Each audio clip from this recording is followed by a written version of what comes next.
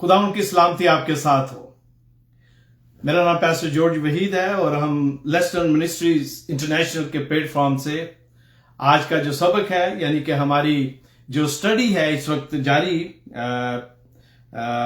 मकाशवा की किताब में से हम आज जो दूसरा चैप्टर है उसकी जो 8वीं आयत है वहां से 11वीं आयत तक मिलकर सीखेंगे और यहां पर जो स्मरना की कलीसिया को जो मजमून लिखा गया उसके बारे में मिलकर सीखेंगे।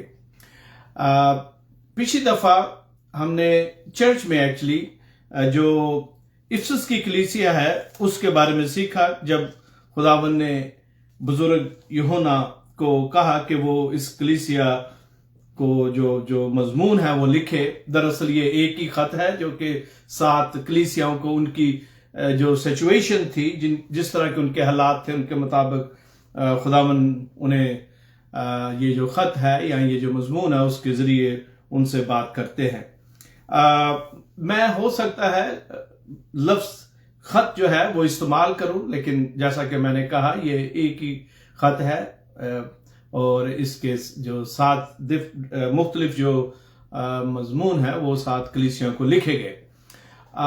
मेरी आपसे दरख्वास्त है कि आप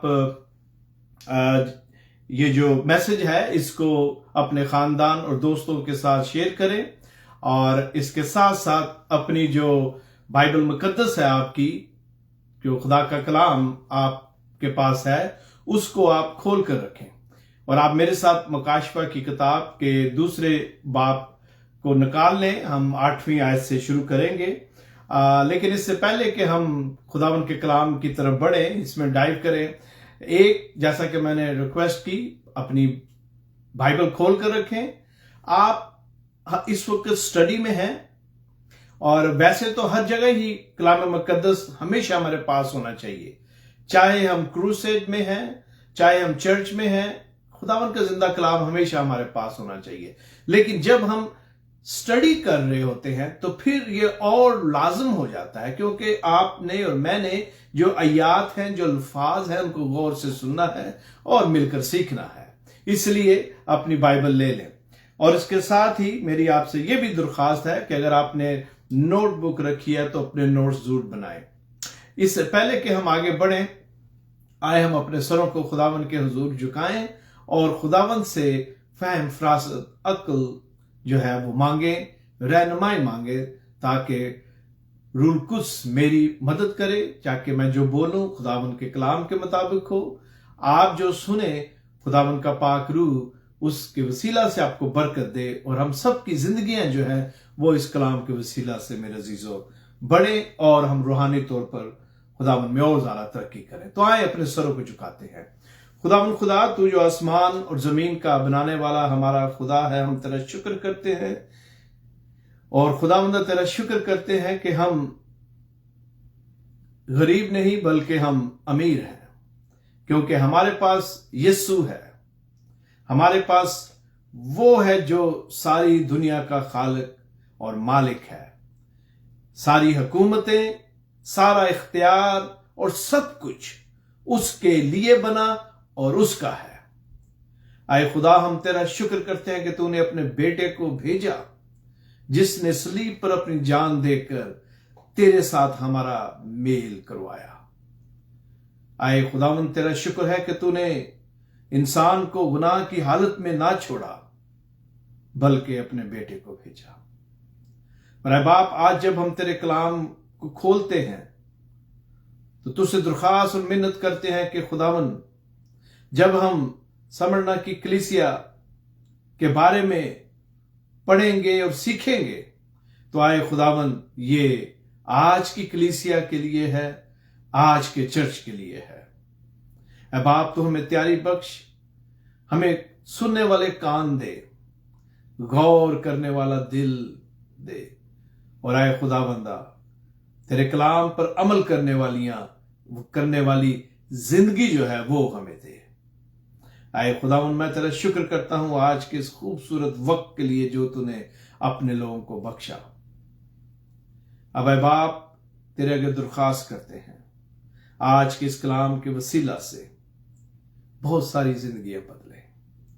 और अगर कभी हमने गुजरे वक्त में इस कलीसिया के बारे में गौर नहीं किया, इस दुख और आजमाइश में गुजरने वाली स्मरना की कलीसिया के बारे में उस तरह नहीं देखा जिस तरह हमें देखना चाहिए, तो आज हमें तौफीक बख्श कि हम तेरे इस कलाम के एक एक लफ्ज पर गौर करें और तेरी बातों को जो तूने खुदावंद इस कलीसिया के लिए लिखवाई, अपने रसूल को कहा कि वो लिखे, उसको समझें, गौर करें, क्योंकि ये आज की कलीसिया के लिए है।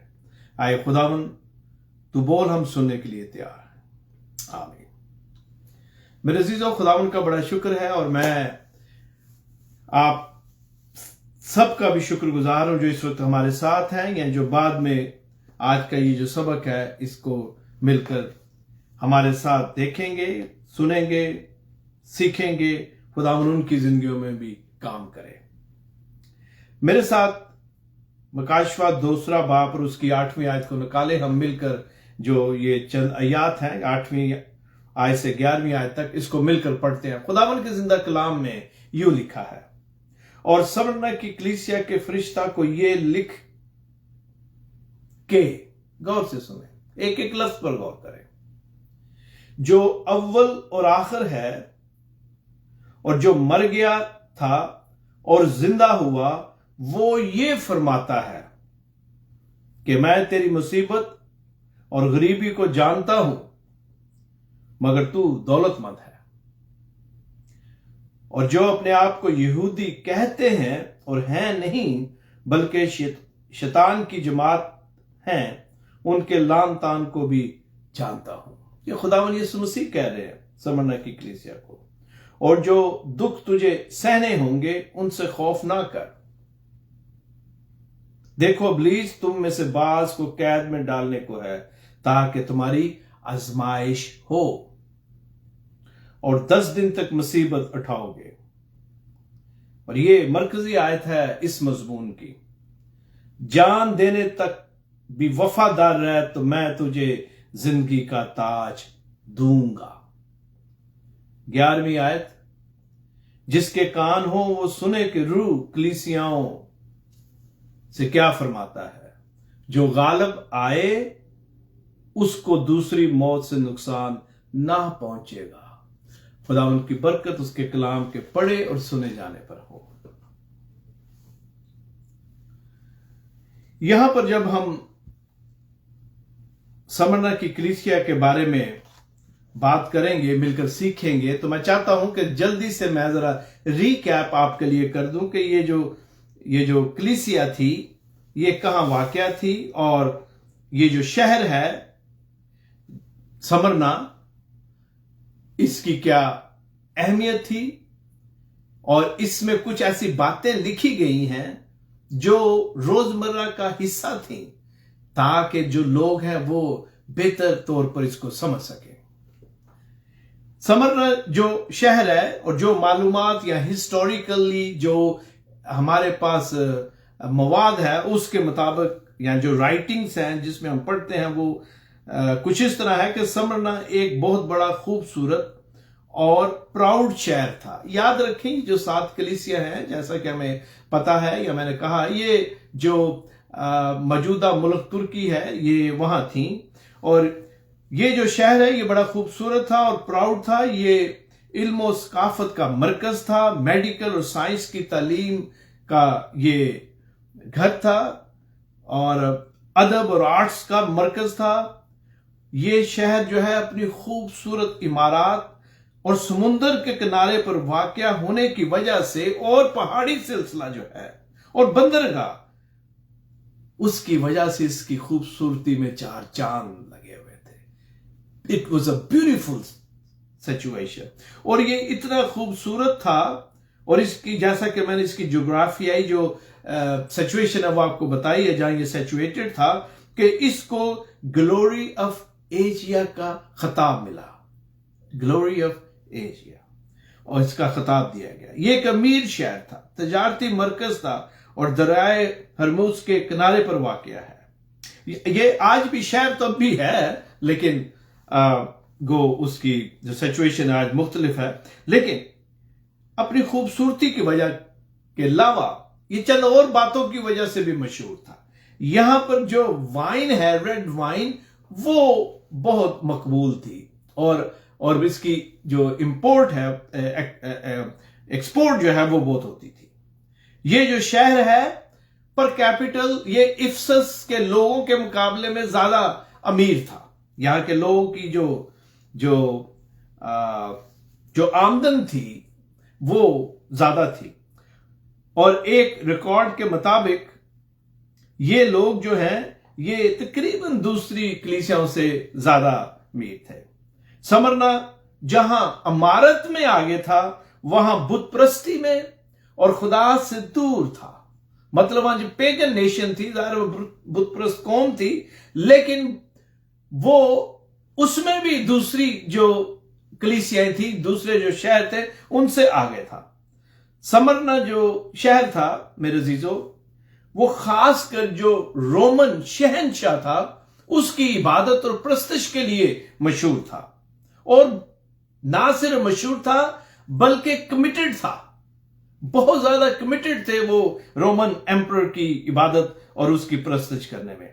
और इस शहर में बड़े बड़े मंदिर थे, बल्कि एक खूबसूरत स्ट्रीट थी जिसे गोल्डन स्ट्रीट, जो सुनहरी सड़क जो है, कहा जाता था। यहां पर एक मशहूर बुत था उस गोल्डन स्ट्रीट पर मेरे अजीजों, जो कि अपोलो देवता का बुत था। उसके अलावा साइबल और दूसरे देवी और देवताओं के जो बुत थे, बल्कि ज़्यूस जिसको वो खुदा कहते हैं, उसकी वो इबादत करते थे, उसका भी बुत था। और ये लोग आहिस्ता आहिस्ता बुत प्रस्ती देवी देवतियों की बुत जो प्रस्तिश है या उनकी जो इबादत है, उसको छोड़कर आहिस्ता आहिस्ता रोमन एम्परर जो है, जो शहंशाह था, उसकी इबादत और प्रस्तिश में लग गए। ये तकरीबन 196 BC में इसमें पहला जो बुत है, देवी रोमा या डियो रोमा, वो बनाया गया। और जो रोमन एम्परर था, उसका चूंकि जो सिंबल था, वो सिंबल उसका अपना जो देवी रोमा का सिंबल था, उसका सिंबल होता था, वो आहिस्ता आहिस्ता सिंबल तो खत्म होता गया, और उसकी जगह जो रोमन एम्परर है उसकी जो पूजा है वो शुरू हो गई। और तारीख के मुताबिक जो रोमन शहंशाह था डोमिशियंस, जो कि तकरीबन 981 AD और 96 AD 97 AD तक रहा, और ये वो शहंशाह है जिसके दौरे हुकूमत में बुजुर्ग यूहन्ना जो है पतमस के जजीरे पर कैद में था। और ये इसी के दौर में ये जो मकाशफा है वो खुदावन अपने रसूल को देता है। और होता क्या है, इसने क्या किया, यहां से ये स्टार्ट हुआ कुछ मुख्तलिफ। इस शहंशाह ने अपने लिए लॉर्ड का जो लकब है वो इख्तियार किया। और कदीम हिस्ट्री के मुताबिक, जैसा कि मैंने अभी कहा, यूहन्ना जो है वो इसी के दौर में वहां पर था, और इसने लॉर्ड का लकब इख्तियार किया। और इस तरह इसके दौरे हुकूमत में जो सीजर है उसकी बाकायदा जो है उसकी इबादत को लाजमी करार दिया गया। मतलब it was made a law कि सीजर को खुदा कहा जाए, सीजर इज द लॉर्ड जो है वो कहा जाए। आपका ताल्लुक चाहे किसी भी फिरके से है, किसी भी मजहब से है, कहां से भी आप माइग्रेट करके समरना में आए हैं, समरना में आप के लिए, मतलब वहां के जो लोग थे उनके लिए लाजमी था कि वो साल में एक दफा वो जो मंदिर है वहां पर हाजिर हो, ऑल्टर पर जाएं, और वहां पर जो अगरबत्तियां हैं वो जलाएं, और ये डिक्लेयर करें कि सीजर इज द लॉर्ड। ये उन्हें कहना पड़ता था, और जो कहते थे उनको जो एक सिविल सर्टिफिकेट होता था वो दिया जाता था। लेकिन मसीहों के लिए यह कहना कि सीजर इज द लॉर्ड मेरे अजीजों मुमकिन ना था। इस वजह से और भी ज्यादा जो है इस चर्च पर मुश्किल और मुसीबत जो है वो आई। अब हम जरा बाकायदा आगे बढ़ते हैं। तो 8वीं आयत जो है मकाशवा दूसरे बाब की 8वीं आयत, समरना की कलीसिया के फरिश्ते को ये लिख, ये खुदावन यीशु मसीह बुजुर्ग यूहन्ना को लिखवाते हैं। और यहां पर सबसे पहले अगर आप गौर करें तो यूं लिखा हुआ है, जो अव्वल और आखिर है और जो मर गया था और जिंदा हुआ, वो ये फरमाता है। सबसे पहले तो यीशु अपना जो टाइटल है उसको इस्तेमाल करते हैं, अपना इंट्रोडक्शन करवाते हैं। और उसकी वजह क्या थी? पहली बात तो ये कि जो कुछ समरना में हो रहा था, जो तकलीफ और दुख उस वहां की कलीसिया उस वक्त बर्दाश्त कर रही थी, जिसमें से वो गुजर रहे थे, उनको खुदावन ये तसल्ली और इत्मीनान जो है वो बख्शता है। क्या? अपना टाइटल इस्तेमाल करता है, जो अव्वल और आखिर है। सीगा हाजिर इस्तेमाल करते हुए लिखा है कि जो अव्वल और आखिर है, जो मर गया था, मतलब खुदा नहीं बल्कि यीशु मसीह सलीब पर बदनी तौर पर अपना बदन जो है उन्होंने कुर्बानी के लिए पेश किया। इसलिए ये जो लफ्ज लिखा है, जो मर गया था, ये उस मानों में या उस बैकग्राउंड में लिखा गया। और जिंदा हुआ, वो फिर जिंदा होता है। पहली बात तो यह है कि लक़ब सिर्फ और सिर्फ खुदावन के लिए है। अब गौरतलब बात है, और अगर हम यसाया 41:4 में जाएं तो वहां पर यहवे खुदा के लिए ये जो लक़ब है इस्तेमाल हुआ है। ये किसने कहा? लिखा है, ये किसने कहा? और इब्तदाई पुश्तों को तलब करके अंजाम दिया, मैं खुदावन ने जो अव्वल और आखिर हूं, वो मैं ही हूं। मेरे अजीजों, ये टाइटल खुदा के लिए है। यीशु यहां पर ये टाइटल इस्तेमाल कर रहा है क्योंकि वो खुदा है। Hallelujah, hallelujah. ये एक और प्रूफ और सबूत है उनके लिए जो कहते हैं कि खुदावन यीशु मसीह ने, बल्कि वो तो कहते हैं कि यीशु ने कभी नहीं कहा कि मैं खुदा हूं। There are so many proofs, इतने ज्यादा सबूत हैं, लेकिन उनकी जो आंखें हैं, रूहानी आंखें, वो बंद है। मेरे अजीजों, यहां पर खुदावन उन्हें तसल्ली देता है, और यही तसल्ली खुदा आज पाकिस्तान की कलीसिया को देना चाहता है। दुनिया में जहां जहां उसके लोग आबाद हैं, उन्हें तसल्ली देना चाहता है कि मैं वो हूं जो भर गया था, लेकिन मैं जिंदा हूं। हम एक जिंदा खुदा पर ईमान रखते हैं। मेरे अजीजों, खुदावन ने जब ये खत लिखवाया तो उसका यही मतलब था इस टाइटल को इस्तेमाल करने का। खुदावन ने स्मरना की कलीसिया को याद दिलाया, उन्हें याद दिलाना चाहता था कि वो एक जिंदा खुदा की इबादत करते हैं, वो किसी मुर्दा की इबादत नहीं करते। मेरे अजीजों, मैंने शुरू में कहा था इंट्रोडक्शन में इसकी स्टडी के दौरान कि ये जो किताब है ये आज की शुरू से और हमेशा उस वक्त तक जब यीशु नहीं आता, जो सफरिंग चर्च है उसके लिए तसल्ली और इत्मीनान है कि हम एक जिंदा खुदा पर ईमान रखते हैं। मेरे अजीजों, मौत उस पर काबू ना पा सकी, और समरना की कलीसिया के लीडर को, फरिश्ता को, मतलब उस वहां के पैस्टर बिशप को ये खत लिखा गया, ये मजमून, लेकिन चर्च के लिए है, पूरे चर्च के लिए, कि ये वो है, ये खत जो है ये वो लिखवारा है जिसने मौत और जिंदगी और फतहमंदी का बार बार जिक्र किया है इस किताब में, ताकि वो हमें याद दिलाए। समरना का जो लफ्ज है इसका मतलब मिर है, यानी कि करवाहट, और हमने इसके बारे में पहले भी पढ़ा हुआ है ये जो लफ्ज है इसके बारे में। और ये जो कलीसिया थी ये दुख की वजह से करवाहट में थी। मेरे अजीजों, दूसरी आयत में लिखा हुआ है, आगे बढ़ते हैं, 9वीं आयत में, मैं तेरी मुसीबत और गरीबी को जानता हूं, मगर तू दौलतमंद है, और जो अपने आप को यहूदी कहते हैं और हैं नहीं बल्कि शैतान की जमात हैं, उनके लान तान को भी जानता हूं। मैं तेरी मुसीबत और गरीबी को जानता हूं। खुदावन समरना की कलीसिया को कह रहा है, खुदावन आज के 21st सेंचुरी के चर्च को कह रहा है कि मैं तेरी मुसीबत और तेरे दुख को जानता हूं मेरे अजीजों। इस आयत में कलीसिया को लिखा गया है और खुदावन ये कहते हैं कि मैं तेरे हालात से वाकिफ हूं। खुदावन जो है वो मुसीबत और दुख की घड़ी से वाकिफ है, पहले से वाकिफ है, और वो ये कहता है कि मैं तेरे दुख और तेरी मुसीबत से वाकिफ हूं। यीशु बेसिकली कह रहा है कि मैं तेरी हार्डशिप से वाकिफ हूं, तेरी इज़्ज़त-रसानी से वाकिफ हूं, तेरी परसिक्यूशन से मैं वाकिफ हूं।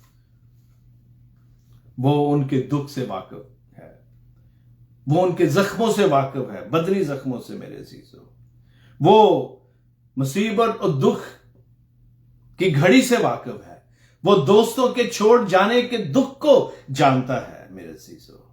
और वो आज कलीसिया को यही कहता है कि ऐ पाकिस्तान की कलीसिया, मैं तेरे दुख से वाकिफ हूं। ऐ भारत में रहने वाले ईमानदारों, मैं तुम्हारे दुख से वाकिफ हूं। और दुनिया के दूसरे सारे ममालिक में जहां मसीही परसिक्यूशन में से गुजर रहे हैं मेरे अजीजों, यीशु आज उन्हें यही कहता है कि मैं तुम्हारे दुख, तुम्हारी मुसीबत, तुम्हारे कर्ब से वाकिफ हूं। ऐ स्मरणा की कलीसिया, मैं तेरे दुख से वाकिफ हूं। मैं अपनी दुल्हन की परसिक्यूशन को जानता हूं, मैं अपनी दुल्हन के दुख से वाकिफ हूं मेरे अजीजों। वो क्यों वाकिफ है? क्योंकि वो खुद इस एक्सपीरियंस और तजर्बे में से गुजरा। उसने बदनी जो दुख है उसको उठाया, जो इमोशनल दुख है उसमें से वो गुजरा। मैं ये कहता हूं आपको कि यीशु को मेरे अजीजों, जब वो ये खत यूहन्ना को लिखवा रहा होगा, उससे कलवरी का रास्ता याद आता होगा। उसको वो सारी दुख और मुसीबत की और जुदाई की उस घड़ी का तजर्बा था जब वो उसके दोस्त उसे छोड़कर चले गए। ऐ स्मरणा की कलीसिया, मैं तेरे दुख से वाकिफ हूं। ऐ पाकिस्तान की कलीसिया, मैं देख रहा हूं, मैं जानता हूं, मैं इंसाफ करूंगा। मैं तेरी गरीबी को जानता हूं। लिखा है कि मैं तेरी गरीबी को जानता हूं, मगर तू दौलतमंद है। आए जरा जल्दी से देखते हैं। स्मरणा शहर तो बहुत अमीर था। अभी हमने सीखा स्मरणा वाज अ रिच सिटी। जो सिटीजन थे वहां के वो अमीर थे, लेकिन मेरे अजीजों, जो मसीही थे, जो क्रिश्चियन थे, वो गरीब थे। क्या आजकल आपको कुछ ऐसा ही अपने इर्द गिर्द नहीं नजर आता? मसीही गरीब थे, उन पर जो कामयाबी के दरवाजे थे वो बंद कर दिए गए थे। मैं आपको बताना चाहता हूं, इस बात से परेशान ना हो जिसमें से मैं और आप गुजरते हैं। मैंने पर्सनल एक्सपीरियंस किया हुआ है डिस्क्रिमिनेशन का। मैंने पर्सनली एक्सपीरियंस किया हुआ है कि मेरे नाम जॉर्ज की वजह से कहां कहां मुझे पता है कि मेरे साथ ज्यादती हुई। मेरे अजीजों, मैं आपको बताना चाहता हूं, स्मरणा की कलीसिया पर कामयाबी के दरवाजे जो थे वो बंद कर दिए गए थे। जैसे ही उन्हें पता चलता था कि ये क्रिश्चियन है, उनको जॉब से निकाल दिया जाता था। जैसे ही उन्हें पता चलता था ये मसीह हैं, अगर वो कहीं जॉब के लिए अप्लाई करते थे या इंटरव्यू के लिए जाते थे, उन्हें जॉब नहीं मिलती थी। वो मेरे अजीजों बहुत ही मुश्किल में थे। आजकल भी यही होता है। हमारे नामों की वजह से, हमारे ईमान की वजह से मेरे अजीजों, हम डिस्क्रिमिनेशन का शिकार होते हैं। और स्मरणा की कलीसिया मेरे और आपके आज के एक्सपीरियंस से हजारों साल, कई सदियां, ऑलमोस्ट 2000 years गॉन, वो इसमें से गुजर रहे थे मेरे अजीजों। और यीशु उन्हें तसल्ली देता है कि मैं तेरी मुसीबत से वाकिफ हूं, मैं तेरी गरीबी से भी वाकिफ हूं, मगर तू अमीर है। खुदावंद स्मरणा की कलीसिया को कहता है, तू अमीर है, तू दौलतमंद है, इसलिए कि तेरे पास मैं हूं, तेरे पास ईमान है। आप जानते हैं, मैं अक्सर ये कहता हूं कि खुदावंद तेरा शुक्र है, हमारे पास ईमान की दौलत है। और यीशु स्मरणा की कलीसिया को मेरे अजीजों यह तसल्ली देता है कि तू शायद दुनियावी तौर पर गरीब हो, लेकिन तू अमीर है, क्योंकि मैं तेरे पास हूं। क्योंकि हमारे साथ कौन है? जो सारी दौलत जो है उसका मालिक है, सब कुछ उसका है, ये दुनिया उसकी, ये सल्तनतें, एवरीथिंग बिलोंग्स टू हिम। हम उस पर ईमान रखते हैं मेरे अजीजों। हो सकता है मेरे और आपके पास स्मरणा की कलीसिया की तरह दुनियावी आसाइशें ना हो सकता है हमारे पास उस तरह जो अपॉर्चुनिटीज है वो ना हो जिस तरह दूसरों के पास है, लेकिन मैं और आप एक्चुअली अमीर हैं और वो गरीब हैं। They are the poor because they don't have Jesus Christ in their life. उनके पास यीशु नहीं है, वो गरीब है। मैं और आप अमीर हैं क्योंकि हमारे पास यीशु मसीह है। वो पेश कीमत मोती जो है वो हमारे पास है। मेरे अजीजों, स्मरणा की कलीसिया को खुदा कहता है कि तुम खुश हो क्योंकि दुनिया की दौलत तो नहीं है तुम्हारे पास, लेकिन तुमने अपने ईमान को कुर्बान नहीं होने दिया। मेरे अजीजों, इससे बड़ी और क्या बात है कि हम अपने ईमान को दुनियावी जो दौलत है उस पर कुर्बान कर दें। पिछले दिनों एक बच्चे की, छोटे लड़के की एक वीडियो देखी गई कि किस तरह उसने अपने ईमान का इकरार किया। घर जलता है तो जल जाए, मैं यीशु का इनकार नहीं करूंगा। That's how we should be। मेरे अजीजों, स्मरणा की कलीसिया ने दुनियावी दौलत की फिक्र ना की। मेरे अजीजों, उन्होंने अपने ईमान को कायम रखा और जो मुश्किल मुसीबतें और ज्यादतियां उन पर हो रही थी वो उसमें से गुजरी। और ये कोई नई बात नहीं, आज जो हम देख रहे हैं अपने ईमानदार बहन भाइयों के साथ होता हुआ, हमारे साथ इस मुल्क में होता है। गो यहां पर बदनी तौर पर तो शायद ना हो, लेकिन हमारी जो डिस्क्रिमिनेशन है वो जारी है। वो इमोशनल और मेंटली डिस्क्रिमिनेशन मेरे अजीजों है। शैतान हर जगह है मेरे अजीजों। Devil is everywhere. आज मैं एक जूम मीटिंग में था, मैं जल्दी से एक्सपीरियंस शेयर करना चाहता हूं। वहां एक खुदा के खादम ने कहा कि जो शैतान है वो डेस्परेट है। बिल्कुल उसने सही कहा, दैट्स ट्रू। शैतान, डेविल जो है वो डेस्परेट है और डेस्परेट और परेशान होने की वजह से वो गलतियां कर रहा है। जब इंसान, आपने एक्सपीरियंस किया होगा, कभी कभी जब हम परेशान होते हैं किसी भी वजह से, कोई चीज हमें डिस्ट्रैक्ट कर रही है, तो हम अक्सर कोई ना कोई गलती करते हैं। शैतान गलती कर रहा है मेरे से। अभी जो वाकया हुआ है कहीं, आप सब वाकिफ हैं, और हो उससे पहले मेरे अजीजों, शैतान इस वक्त डेस्परेट है। उसे पता नहीं, और वो गलतियां कर रहे हो। उसकी ये गलतियों की वजह से पता क्या हो रहा है, जो लोग हैं वो देखना चाहते हैं कि इस कलाम में क्या लिखा है, इस बाइबल में क्या लिखा हुआ है। लोग जो है खामोशी के साथ साइलेंटली यीशु के बारे में जानना चाहते हैं। वहां पर कुछ ममालिक में पाबंदियां हैं, इन चीजों का पता नहीं चलता, लेकिन हम जानते हैं कि दुनिया के दूसरे ममालिक में आपको इस तरह का डेटा मिलता है, इस तरह की खबर मिलती है। और शैतान की गलतियों की वजह से खुदावन यीशु मसीह के नाम को जलाल मिल रहा है। मेरे अजीजों, स्मरणा की कलीसिया, मैं तेरी मुसीबत और तेरे दुख से वाकिफ हूं। तू गरीब नहीं बल्कि तू अमीर है, क्योंकि मैं तेरे पास हूं। मेरे पास यहां एक डेटा है, ये डेटा जरा पुराना है, so please bear with me. एक रिपोर्ट के मुताबिक, बीबीसी की एक रिपोर्ट थी जो कि 2013 की है, उसके मुताबिक तकरीबन 1 लाख के करीब एक साल में जो मसीही हैं उनको ईमान की वजह से मार दिया जाता है मेरे चीजों। फिर 2017 की एक रिपोर्ट है जिसका सर्वे एक्ट 205 और 15 में 10 साल में किया गया कि तकरीबन 9 लाख के करीब 900,000 क्रिश्चियन जो थे ईमान की वजह से पूरी दुनिया में मारे गए या उन्हें कत्ल किया गया। मसीहों की एक बहुत बड़ी तादाद जो है मेरे अजीजों, वो अपने ईमान की वजह से दुख उठाती है। आगे बढ़ते हैं। स्मरणा की कलीसिया में जो रिकॉर्ड है हमारे पास, उसके मुताबिक ये तारीखी शवाहिद हैं कि वहां पर एक बहुत बड़ी तादाद जो थी वो यहूदियों की थी।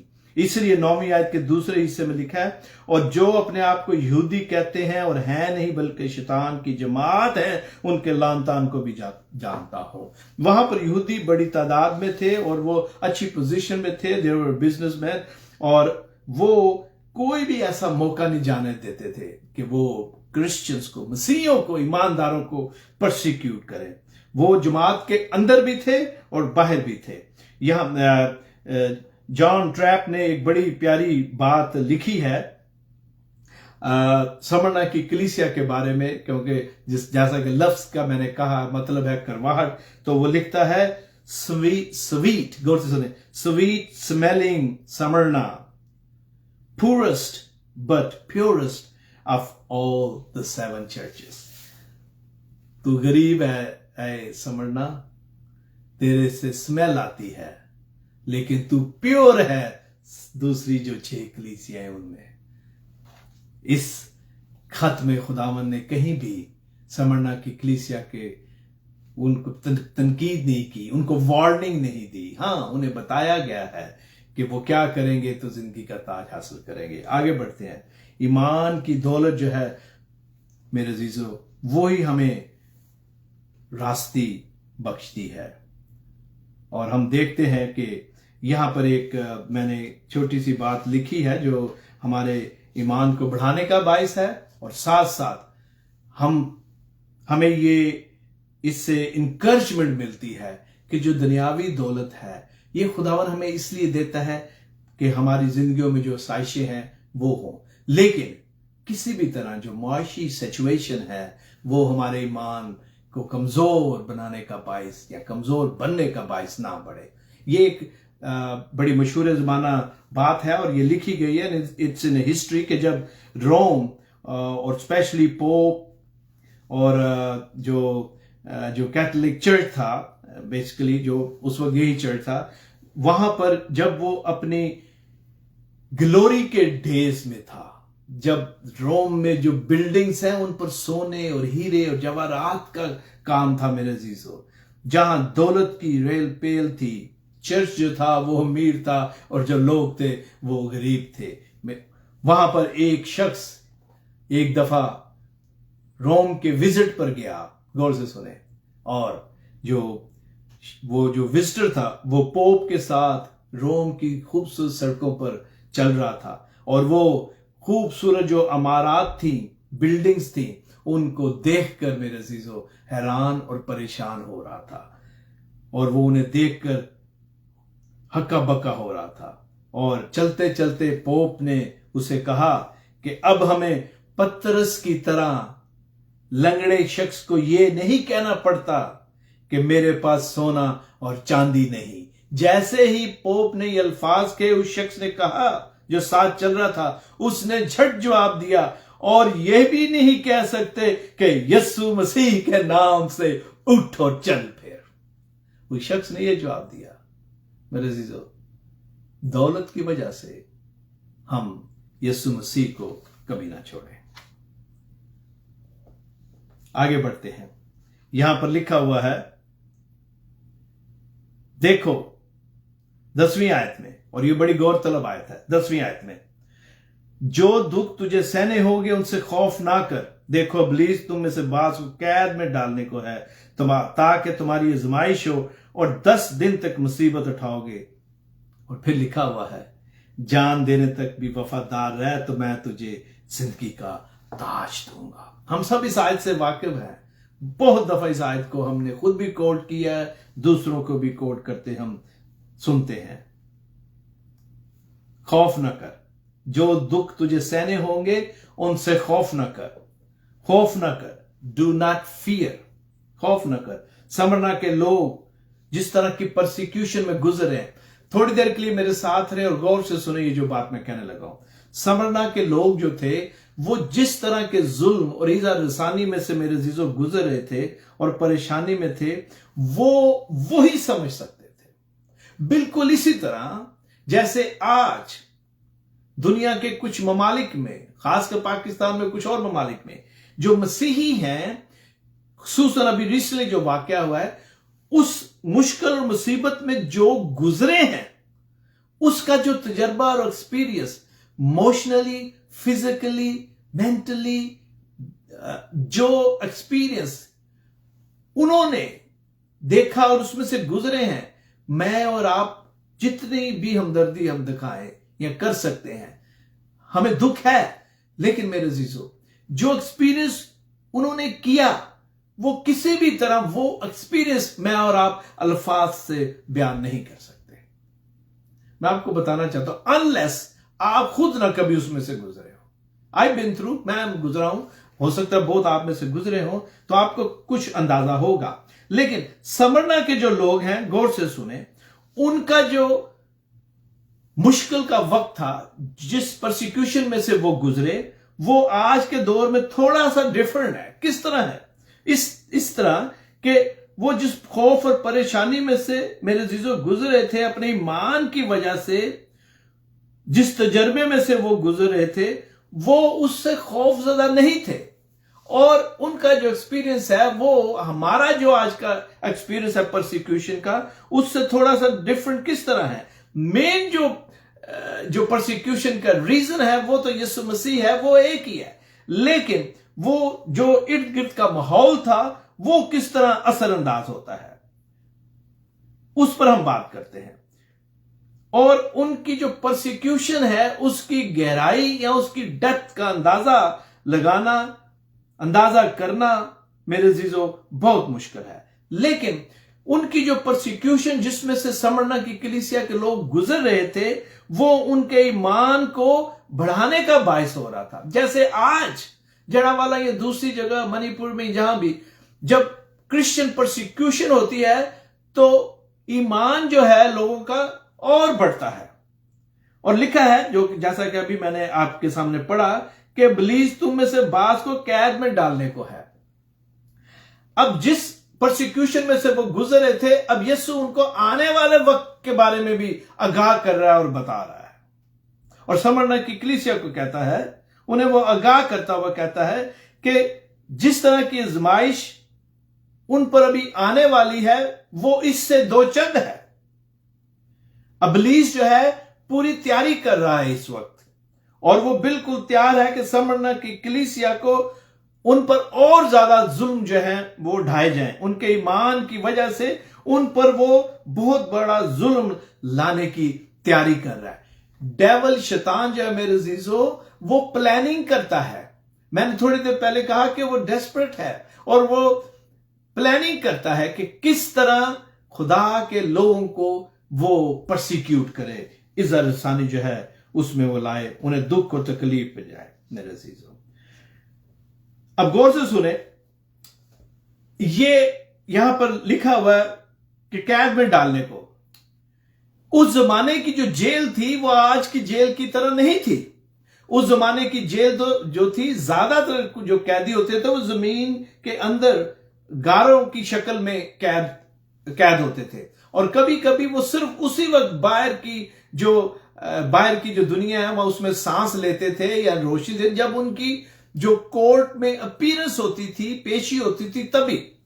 आज की तरह नहीं है कि आप जाके विजिट कर सकते हैं, नहीं। रोम के दौर में कलीसिया पर बहुत ज्यादा जुल्म होता था मेरे अजीजों, और किसी भी तरह मिलने की इजाजत नहीं थी। और खुदावन उन्हें आगाह करता है कि कैसा वक्त उन पर आने वाला है। स्मरना में मेरे अजीजों, एक कानून पास हुआ था कि जो भी मसीहत को कबूल करेगा उसे मार दिया जाएगा। ये मसीहत में कन्वर्ट होना जुर्म जो है वो करार दिया गया था। अब हम जानते हैं कि आजकल 1, 2, 3 कानून है जिसकी वजह से ये सब कुछ हो रहा है। तो देखें कि ये कितने सख्त कानून है कि आपके सामने कितना जुल्म हम देखते हैं मसीहों पर उठाया जा रहा है। और अगर ये कानून बन जाए कि यू कांट बी कन्वर्टेड, तो फिर सोचे कितना ज्यादा मसला होगा। यही स्मरना की कलीसिया मेरे अजीजों उस वक्त जो है एक्सपीरियंस कर रही थी। और फिर हम पढ़ते हैं, आगे लिखा हुआ है 10 दिन, यहां पर लिखा हुआ है 10वीं आयत के आखिरी हिस्से में, और 10 दिन तक मुसीबत उठाओगे। अब ये जब 10 दिन का लफ्ज हम यहां पढ़ते हैं, तो इसके बारे में स्कॉलर्स में डिबेट है। कुछ ये कहते हैं, इसका मतलब वो लेते हैं कि ये फिल हकीकत 10 दिन ही जुल्म हुआ, और 10 दिन जो है लिटरली 10 दिन है। कुछ का ख्याल है कि ये 10 साल का अरसा है।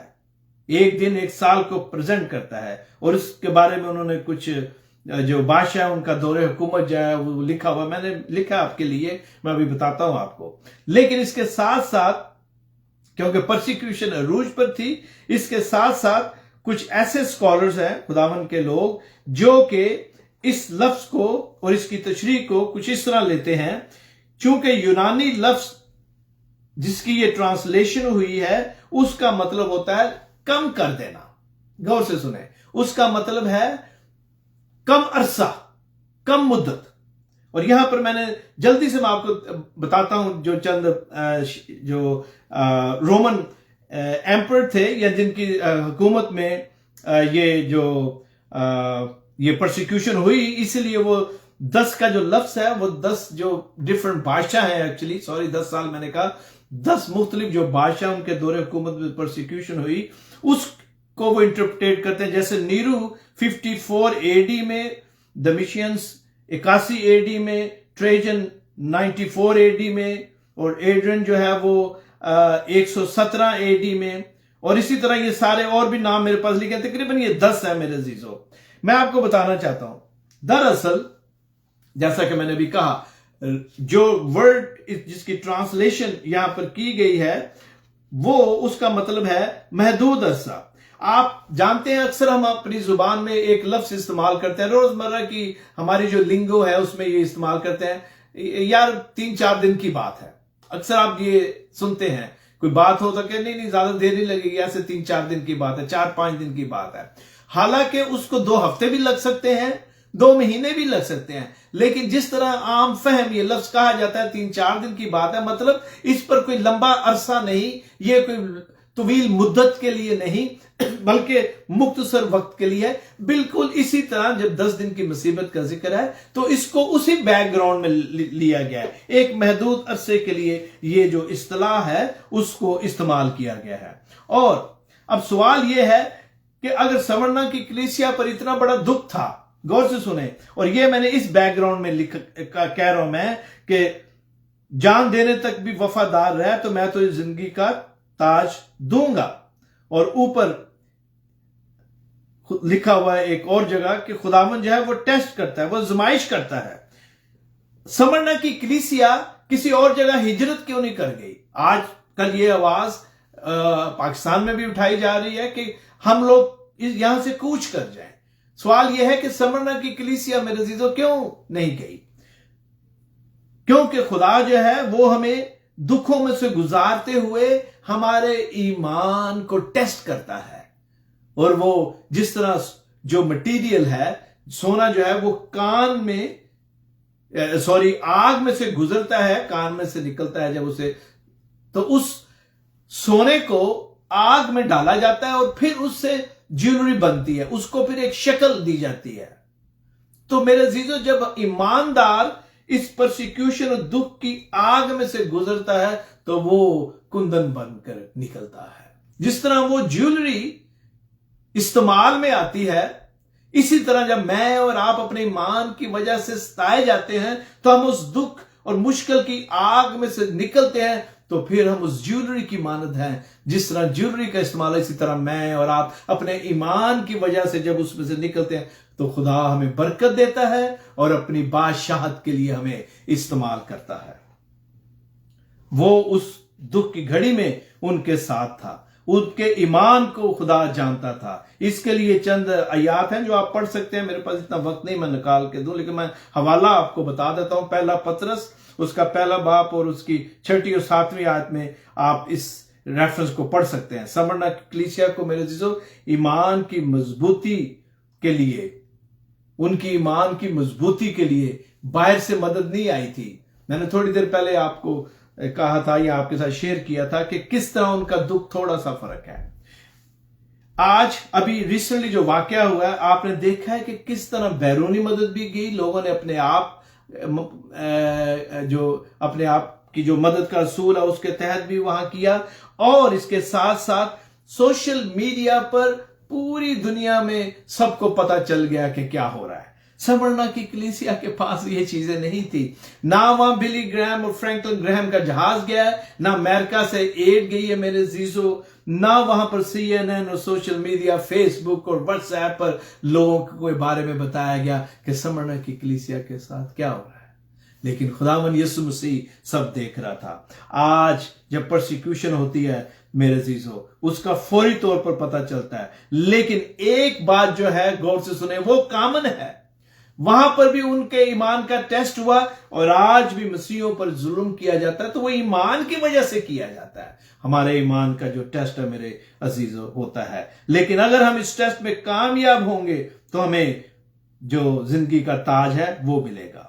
दरअसल क्यों खुदावन, अगर आप गौर करें इन सातों मजमून को, ये जो 7 कलीसियों को लिखे गए, तो हर कलीसिया के बारे में खुदावन यीशु मसीह ऐसी बात लिखवाते हैं यूहन्ना को जिसको समझने के लिए उस कलीसिया को बड़ी आसानी है, क्योंकि उनकी रोजमर्रा की जिंदगी में जो हो रहा है, जिससे वो वाकिफ थे, खुदा उसी को इस्तेमाल करता है। आज भी खुदावन यीशु मसीह ऐसे ही करता है मेरे अजीजों। खुदावन यीशु मसीह हमारी जो सिचुएशन है, हमारे इर्द गिर्द में का जो इलाका है, वहां पर जो हालात है, जो जुबान बोली जाती है, जो रोजमर्रा की रसूम है, खुदावन यीशु मसीह उनको अपना जो मैसेज है वो हम तक पहुंचाने के लिए इस्तेमाल करता है। जब वो यहां जिंदगी का ताज की जो बात है वो खुदावन करता है, तो उसकी वजह ये थी कि जो स्मरना की कलीसिया के लोग थे, उस कल्चर में जो लोग रह रहे थे, उनको इस बात को समझना आसान था बनिस्बत मुझे और आपको, क्योंकि वहां पर उस दौर में मेरे अजीजों जो लफ्ज क्राउन लिखा गया, 2 तरह के क्राउन या ताज जो थे वो होते थे। एक वो ताज या क्राउन था जिसे शाही जो लोग थे, बादशाह के लोग या शाही जो लोग थे, रॉयल फैमिली के जो लोग थे, वो उसे इस्तेमाल करते थे और वो ताज सिर्फ वही पहनते थे। इसके अलावा दूसरा एक और क्राउन था या ताज आप कह लें या क्राउन, जो खिलाड़ी जो थे वो पहनते थे। जब दौड़ होती थी, जब रेस होती थी, तो जो भी खिलाड़ी जीता था उसको ट्रॉफी दी जाती थी, जो कि ग्रीक वर्ड स्टेफनोस से निकला है और इसका मतलब होता है ट्रॉफी, जो इंग्लिश में हमारे लिए ट्रांसलेट हुआ है ट्रॉफी। तो जब रेस होती थी या और कोई मुकाबला होता था, तो जब खिलाड़ी जो है वो जीता था तो उसको वो ट्रॉफी दी जाती थी। आज भी यही होता है। इसलिए उस दौर में जो ट्रॉफी या क्राउन जो है वो एक ऐसा सिंबल था, एक ऐसी अचीवमेंट थी जो हर एक की ख्वाहिश थी। आज भी खिलाड़ी यही चाहते हैं, लेकिन उस दौर में मेरे अजीजों बिल्कुल उसकी जो समझ और अंडरस्टैंडिंग है वो मुख्तलिफ थी और बड़े मानी रखती थी। जीतना और फिर वो ट्रॉफी लेना ये बहुत मानी खेस की बात थी। और यहां पर बिल्कुल उसी तरह जब यीशु ये कहते हैं या शागिर्द को कहते हैं कि ये लिख कि जान देने तक वफादार है तो मैं जो जिंदगी का ताज दूंगा, तो उनको जो समझ आई वो मेरे और आपकी जो समझ आई इस आयत को समझने के बारे में उससे ज्यादा बेहतर थी, क्योंकि वो ये जानते थे कि दुनिया में जो खिलाड़ी जीत रहे उन्हें क्राउन दिया जा रहा है। शाही जो खानदान के अफराद हैं उनके पास भी ताज है, लेकिन वो गरीब स्मरना की कलीसिया जो है उसको यीशु तसल्ली देता है कि अगर तू अपने ईमान में इसी तरह कामयाबी के साथ चलती रही तो मैं तुझे जिंदगी का ताज दूं। और स्मरना की कलीसिया के लिए मेरे अजीजों इससे बड़ी और कोई ट्रॉफी और ताज नहीं था कि यीशु उनके ईमान में साबित कदमी जो है उसको रिकॉग्नाइज करे। वो इसकी अहमियत को समझते थे मेरे अजीजों।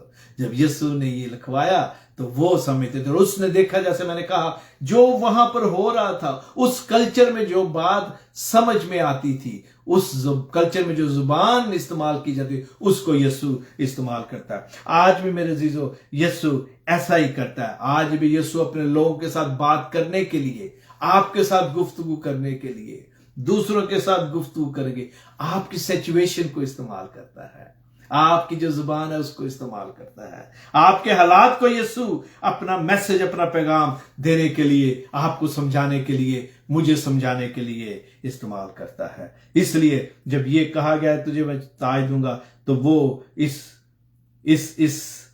खूबसूरत रिवार्ड को मेरे अजीजों बहुत अच्छी तरह समझते थे। आगे बढ़ते हैं।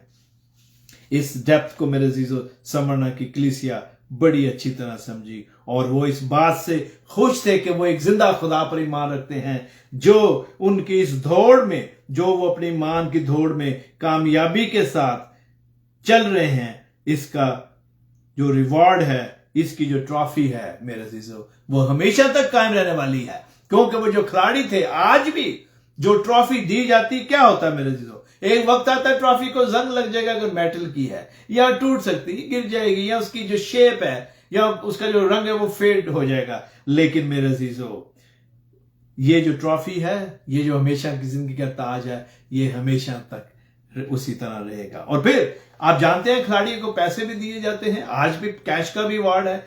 पैसा खत्म हो जाएगा मेरे अजीजों, ईमान रहेगा। ट्रॉफी को जंग लग सकता है, लेकिन जो ताज वो हमें देगा मेरे अजीजों, वो आसमान की बादशाहत में अब्दी दाखले के लिए है। और वो मेरी और आपकी जो अब्दियत है, वो यीशु मसीह के साथ हमेशा हमेशा के लिए उसमें रहने के लिए मेरे अजीजों, ये वो तोहफा और ये वो रिवार्ड है। और आखिरी आयत जो है यहां पर लिखा हुआ है, जिसके कान हो, 11वीं आयत, जिसके कान हो वो सुने कि रूह कलीसियाओं से क्या फरमाता है। जो गालिब आए उसको दूसरी मौत से नुकसान ना पहुंचेगा।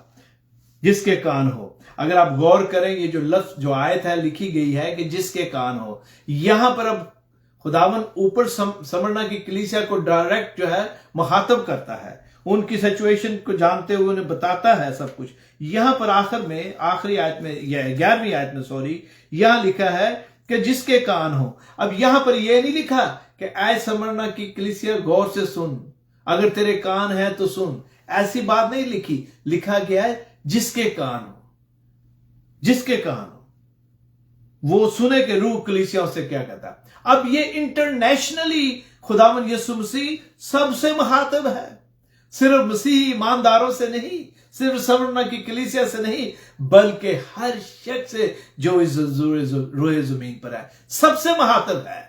जिसके कान हो वो सुने के रूह कलीसियाओं से क्या फरमाता है। This is the international altar call that Jesus is giving my brother and sisters। और फिर लिखा है ये जो कॉल है, जो एड्रेस किया गया यहां, ये सारी दुनिया के लोगों के लिए है। ऑफ कोर्स कलीसियाओं के लिए है, लेकिन हर एक के लिए है कि जो गालिब आए उसके लिए। मेरे अजीजों, तारीख से हमें पता चलता है कि बिशप पॉलीकॉर्प को जब जलाया जाना था, या उस पर जब केस उससे पहले चल रहा था, तो उसने यीशु का इनकार नहीं किया था, और उसने यीशु की खातर चलना कबूल किया, मरना कबूल किया। यीशु पर मेरे अजीजों, इब्तदाई कलीसिया ने जो अपने ईमान के सबूत हमारे लिए छोड़े हैं, जो नक्श हमारे लिए छोड़े हैं मेरे अजीजों, हमें चाहिए कि हम इनको पढ़ें, गौर करें, और ये हमारे ईमान की तक़वियत का बायस हो। मैं आपको बताना चाहता हूं आखिर में मेरे अजीजों कि ये जिंदगी की जो आसाइशें हैं, ये जो दौलत है, या दूसरे जो भी ब्लेसिंग्स हैं हमारे पास, उनकी वजह से मैं और आप अपने ईमान में आगे बढ़ते हैं। लेकिन इसके साथ साथ ये जिंदगी आरजी है। मैं और आप एज ईमानदार ये जानते हैं कि ये हमारा सफर है जिसमें से हम गुजर रहे हैं। लेकिन कभी कभी इस दुनिया में, यहां इस दुनिया के जो दुख और मुसीबतें हैं जिसमें से हम गुजरते हैं, या हमारे पर्सनल चैलेंज या कौम की वजह से जिस दुख में हम गुजरते हैं, कभी कभी हमारी निगाह इस बात से हट जाती है, और लोग कहते हैं, चिल्ला उठते हैं कि हमारे साथ क्यों हो रहा है। लेकिन खुदावन यीशु मसीह ने तो हमें पहले कहा है, समरना की कलीसिया को उसने पहले कह दिया था कि तुझ पर यह मुसीबत आने वाली है। खुदावन यीशु मसीह ने जब समरना की कलीसिया को कहा, तो वो मुझे और आपको भी कह रहा है कि आज की जो कलीसिया, आज का जो चर्च है, वो मेरे नाम की वजह से सताया जाएगा। मुझे और आपको पता है इस बात का। हम ईमान में मजबूत रहें, बहन भाइयों को तसल्ली दें, और मिलकर हमारी जो रेस है उसको मेरे अजीजों ध्यानदारी से, वफादारी के साथ, ईमान की मजबूती के साथ उसको पूरा करें, ताकि वो ताज जिसका उसने वादा किया है मुझे और आपको बख्शे।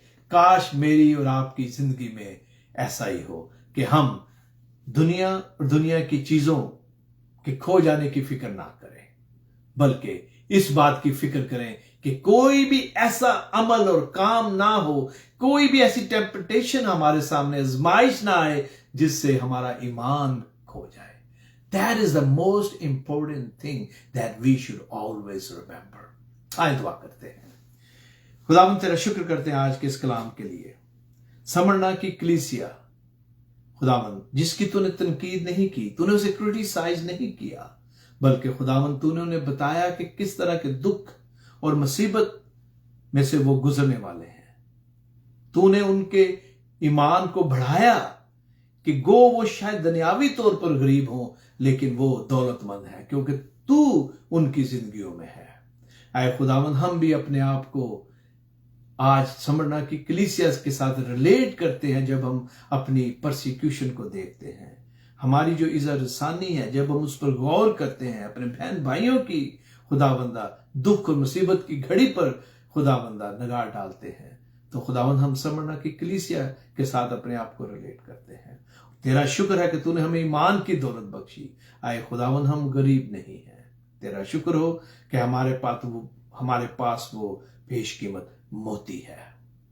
आए खुदावंद, तेरा शुक्र करते हैं कि तूने उन्हें तसल्ली दी, तू आज हमें भी तसल्ली देता है और साथ हमें ये तसल्ली के साथ जो रिवॉर्ड है उसको हासिल करने का, उसको पाने का भी ऐलान करता है। खुदावंद, तेरा शुक्र हो कि तू हमारी जिंदगियों में काम करता है। आए खुदावंद, हम तुझसे दरख्वास्त करते हैं कि हम उनमें हो जो जिंदगी का ताज तुझसे लेंगे। आए खुदावंद, काश हमारी जिंदगियों में तेरे नाम को ही बुलंदी मिले, तेरे नाम को ही जलाल मिले। तेरे नाम में हम मांगते हैं, आमीन। आप सबका शुक्रिया आज की इस इबादत में शामिल होने का। मेरा ईमान है कि आज का जो सबक है, सुसन समरना की कलीसिया की जो स्टडी थी मेरे अजीजों, इसमें हम अपने आप को आजकल के जो हालात हैं उनके साथ रिलेट पाते हैं। खुदावंद मुझे और आपको ईमान की जो तकवीयत है वो बख्शे और हम अपने ईमान में इसी तरह कायम रहें। God bless you. मेरी आपसे दरख्वास्त है कि आप इस मैसेज को, बल्कि ये जो स्टडी के सारे जो असबाक हैं, इनको दूसरों के साथ शेयर करें। प्लीज शेयर करें, इन्हें खुद भी सुने। मुझे पता कि ये थोड़े तवील होते हैं, ये कोई 25-30 मिनट के मैसेज नहीं है, थोड़े तवील हैं, लेकिन मैं आपको यकीन दिलाता हूं कलाम के मुताबिक मैं और आप ये सारा वक्त दुनिया के कामों में गुजारते हैं। अगर हम 1 घंटा ये सबक सुने या दूसरी आप स्टडी करते हैं जैसे भी, तो खुदावंद हमें बहुत बरकत देगा। God bless you and may he use you mightily for his kingdom on this earth. Thank you.